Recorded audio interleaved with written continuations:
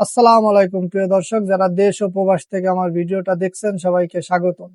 আজকে একটু কথা বলবো যে আসলে সৌদি আরবে আমরা যারা বাংলাদেশি শ্রমিক আসি, তারা আসলে কাজ কিভাবে খুঁজে নি, কাজ কি রেডি থাকে নাকি কাজ আমাদের যে আনে যে নিয়োগদাতা সে কাজটা দেয়, নাকি কাজ কোন ভাবে আসলে আমরা কাজ পর্যন্ত যাই বা চাকরিটা পাই, বা কোন ভাবে আমাদের চাকরিটা শুরু হয় এবং বেতন পাই, এই জার্নিটা আসলে কেমন। যারা বিদেশ আসার চেষ্টা করতেছেন, বিশেষ করে সৌদি আরব, তাদের জন্য ভিডিওটা অনেক উপকার হবে। তো ভিডিওর শুরুতে আমি দেশ ও প্রবাস থেকে যারা আমার ভিডিওটা দেখছেন সবার কাছে অনুরোধ করব আমার চ্যানেলটা সাবস্ক্রাইব করে দেওয়ার জন্য। তো ভাই, এই সৌদি আরবে চাকরির যে ব্যাপারটা, যে জব শুরু হয় বা জব আপনি পাবেন বা চাকরি পাবেন বা একটা কাজ পাবেন, এই কাজটা আসলে সম্পূর্ণ নির্ভর করে হচ্ছে আপনার উপর।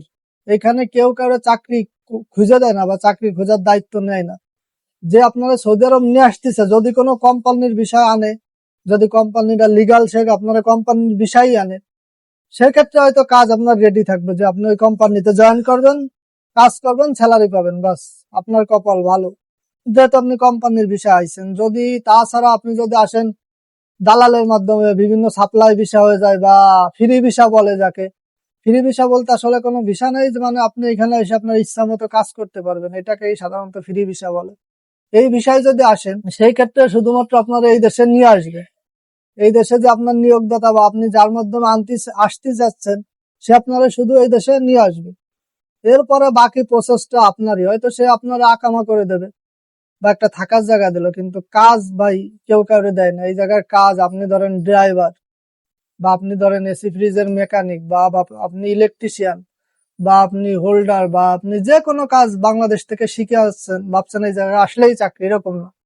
আপনি যদি হন ড্রাইভার, তাহলে আপনার প্রথমে এই দেশে এসে আপনার ড্রাইভিং লাইসেন্স করা লাগবে, তারপর আপনার এই দেশের যে ট্রাফিক আইন এইগুলো শিখা লাগবে, মানা লাগবে।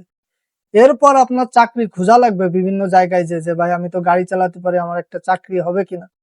এরকম 10 জায়গায় যায় খোঁজার পর হয়তো আপনি একটা চাকরি পাইতে পারেন বা পাবেন। এভাবেই চাকরি করতে হবে। বা আপনার যে যে কিছুই জানে না, নতুন কোনো কাজ জানে না, তার এরকম বিভিন্ন প্রতিষ্ঠান, বিভিন্ন দোকান, বিভিন্ন কোম্পানি, বিভিন্ন সাইড, এইসব জায়গায় নিজের ঘুরতে হয়, ঘুরে ঘুরে মানুষের দ্বারা বলতে হয়, যাইতে হয়। এই করতে করতে একটা কাজ মেলে সবার ক্ষেত্রে সেম, যারা বিভিন্ন পেশার। তো এরপরে আবার চাকরি পাওয়ার পর অনেকের কপাল যদি খারাপ হয়, বেতন ঠিক মতো পায় না, কোম্পানি খারাপ বা সে প্রতিষ্ঠান যদি খারাপ হয়, তাহলে হয়তো 6 মাস কাজ করতেছে, 1 বছর কাজ করতেছে, বেতন নাই, 2-1 মাসের বেতন পাওয়ার পর আবার এখান থেকে রিলিজ, মানে তাড়াই দিচ্ছে, আপনার চাকরি নাই। এরকম হয়, ফের আবার আপনার সেই নতুন জার্নিটা শুরু হয়, নতুন যুদ্ধ, আবার চাকরি খোঁজা লাগে। এভাবে আসলে একজন প্রবাসীর জীবন আসলে কর্মজীবন এরকমের। এক জায়গা থেকে রিলিজ হলে আবার নতুন করে কাজ খোঁজা লাগে।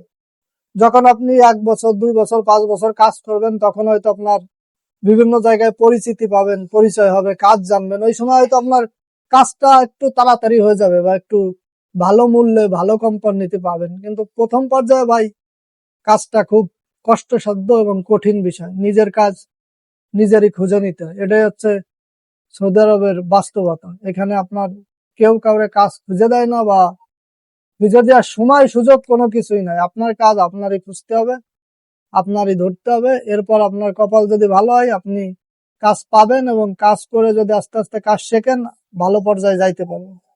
এটা হচ্ছে ভাই সৌদি আরবের বাস্তবতা। তো ভিডিও শেষে আপনাদের কাছে আরেকটা দাবি থাকবে, যদি আপনাদের কোনো বিষয়ে জানার আগ্রহ থাকে এই সৌদি আরব বিষয়ে, আপনারা অবশ্যই কমেন্ট বক্সে জানাবেন। আমি চেষ্টা করব সেই বিষয়ে ভিডিও করে জানানোর জন্য, আসলে সেই বিষয়ের কিছু তথ্য আপনাদের মধ্যে তুলে ধরার জন্য। তো যারা দেশ ও প্রবাস থেকে দেখছেন সবাইকে আবারও ধন্যবাদ। সবাই ভালো থাকবেন, সুস্থ থাকবেন এবং আমাদের জন্য দোয়া করবেন। সকল প্রবাসীদের জন্য দোয়া করবেন, এবং আপনারা যারা দেশে আছেন তাদের জন্য আমরা দোয়া করি আপনাদের জীবন সুন্দর ও সুখের হোক।